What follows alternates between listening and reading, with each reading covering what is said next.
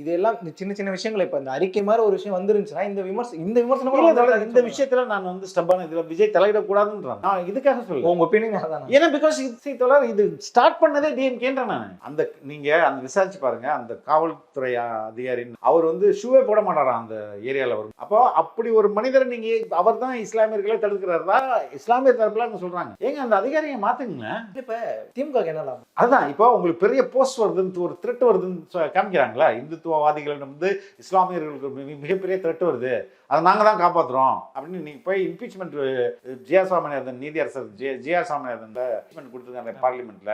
இம்பீச்மெண்ட்ல ஒரு வேலையை விட்டு தூக்கிடுவாங்களா? தூக்க முடியாதுல்ல. அப்ப இதுக்கு அரசியல் நடக்குதுன்னா நாங்க பார்லிமெண்ட் வரையும் போறோம் அப்படின்னு இதுக்கு அப்பீல் போனாங்களே சுப்ரீம் கோர்ட்டுக்கு. அந்த கோர்ட் அப்பீல் வந்து ரிஜெக்ட் பண்ணிருக்கு. ஏன் தெரியுமா? சரியா ஃபில்அப் பண்ணல. இடையீட்டு மனு நீங்க போடக்கூடாதுன்னு சொல்லி இல்ல அது ஃபார்ம் ஒன்று ஒரு அப்பீல் போடுறாங்க. அந்த அப்பீல் வந்து சரியாக ப்ராப்பரா எழுதல, டிஃபெக்ட்னு சொல்லிட்டு தள்ளுபடி பண்ணிருக்காங்க. 90 நாளுக்குள்ள நீங்க மறுபடியும் எழுதி கொடுங்க ப்ராப்பரா. கண்ணே கவிதானா மண்ணே கவிதை. புரியுதுங்களா? ஏன் நான் சொல்றேன்னா இது இது இங்க நம்ம ஓப்பனாவே பேசுவோம். இங்க உள்ள ஊடகங்கள் எல்லாமே ஒரே வாய்ஸ்ல எல்லா மெயின் ஸ்ட்ரீம் மீடியாவும் ஒரே ஒரு நியூஸ் தான் கொடுக்கும். அது என்ன நியூஸ்னா